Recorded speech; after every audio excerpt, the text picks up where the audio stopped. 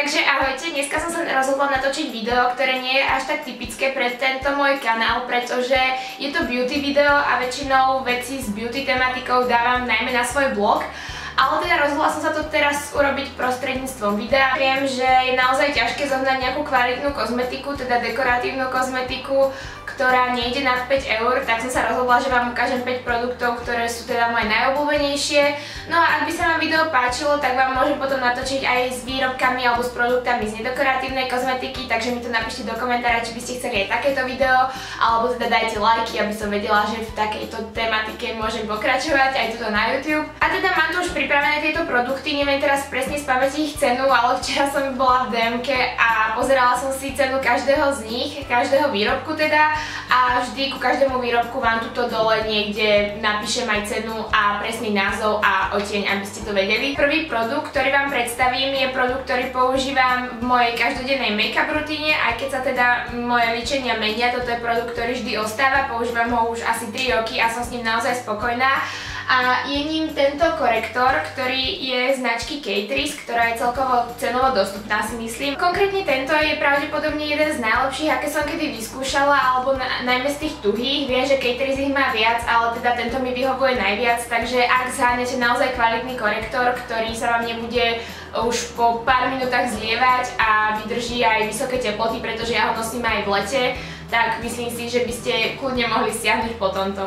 Takže pravdepodobne aj druhým najpoužívanejším produktom, ktorý teda používam naozaj taktiež každodenne, je tento gel na obočie, ktorý je taktiež značky Catrice.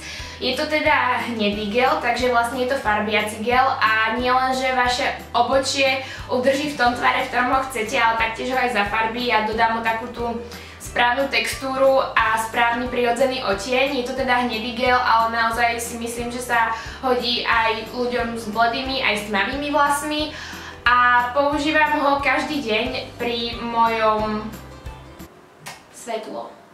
svieť. A používam ho teda taktiež pri každodennom líčení a pri robení môjho obočia, pretože moje obočie naozaj mi dáva zabrať každý deň minimálne 10 minút a tento produkt mi to teda naozaj zjednodušuje. A myslím si, že je to jeden z tých produktov, ktorých sa tak skoro nevzdám a ktoré budem používať ešte veľmi dlho. Ak sa vám teda nechce robiť obočie alebo nemáte na to čas alebo ho chcete iba tak trochu upraviť, tak toto je skvelá voľba, pretože to naozaj trvá veľmi krátko.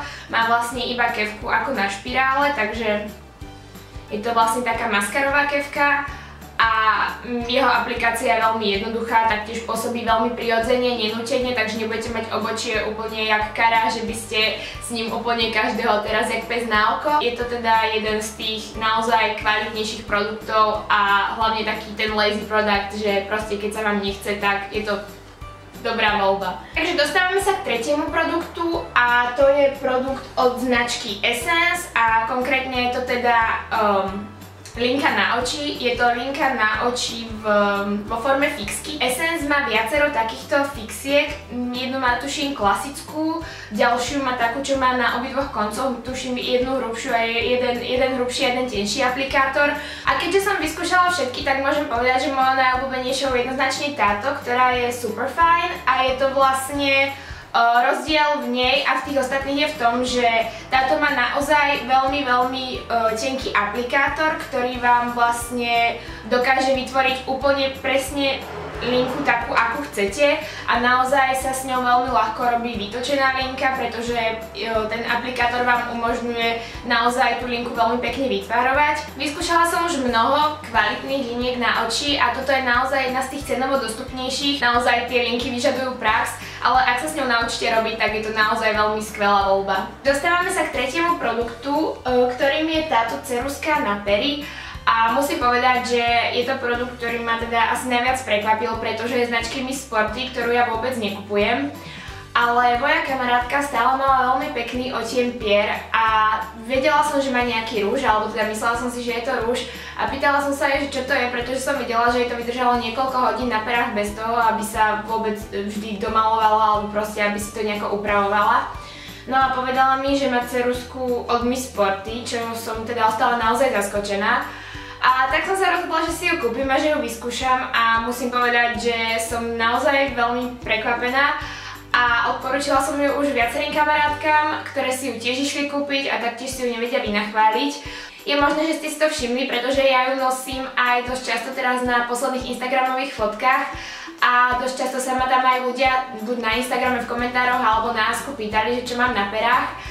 A teda vždy, keď mám taký nejaký červený odtieň rúžu, ktorý mám aj teraz na perách, lebo vlastne ja som si ju teraz dala pred videom, tak je to táto ceruska, ktorá vydrží naozaj veľmi dlho, vydrží niekoľko hodín bez toho, aby ste ju museli nejak prekreslovať. Vyskúšala som aj cerusku na pery od L'Oréal, ktorej cena sa pohybuje okolo 11 €, pričom cena tejto sa pohybuje okolo toho eura.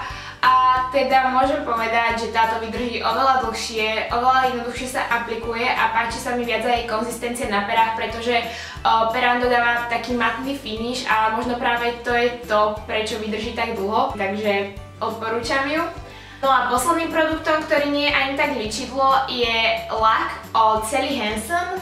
A teda ja ich tu mám niekoľko, pretože Sally Hansen sú naozaj moje obľúbené laky. Ja som si kúpila 5 farieb, ale to tak postupne, nie naraz, pretože sa vždy rada k nim vracia.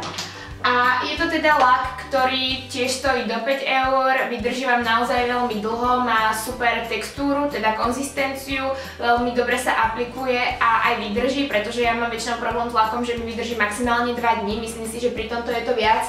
Veľakrát sa mi stane, že si dám jednu vrstvu, 2, 3 a stále to nie je dostatočne síte, pričom tu stačia úplne v pohode 2 a vaše nechty vyzerajú naozaj veľmi pekne a upravene. A ak sa náhodou pýtate na moje vlasy, ktoré práve teraz mám, keďže som mala v predchádzajúcich videách krátke a tie videá naozaj neboli až tak dávno, tak sa viac o nich dozviete na mojom blogu už tento víkend. A musím povedať, že som z dlhých vlasov nadšená, pretože som naozaj už dlho chcela dlhé vlasy a mala som naposledy dlhé vlasy asi pred 3 rokmi a už mi naozaj chýbajú. Ale teda taktiež som zistila, že veľmi obdivujem ľudí, ktorí nosia dlhé vlasy v takýchto horúčavách, pretože práve teraz je vonku 38 stupňov a teda aj tu v byte je dosť teplo a tie vlasy mi dávajú celkom zabrať aj teraz pri natáčaní videa. Takže je to celkom masaker v takomto teple. Ale teda ak o nich budete chcieť vedieť viac, tak môžete si počkať na ten víkend. Ja už o tom som niečo prezradila aj na mojom Instagrame, ale teda viac sa dozviete neskôr. Takže ak máte nejaké otázky, píšte mi na môj Ask alebo facebookovú stránku, všetko mám tu dole v popise. Budem rada za každý nový odober na mojom kanáli a vidíme sa pri ďalšom videu. Čaute!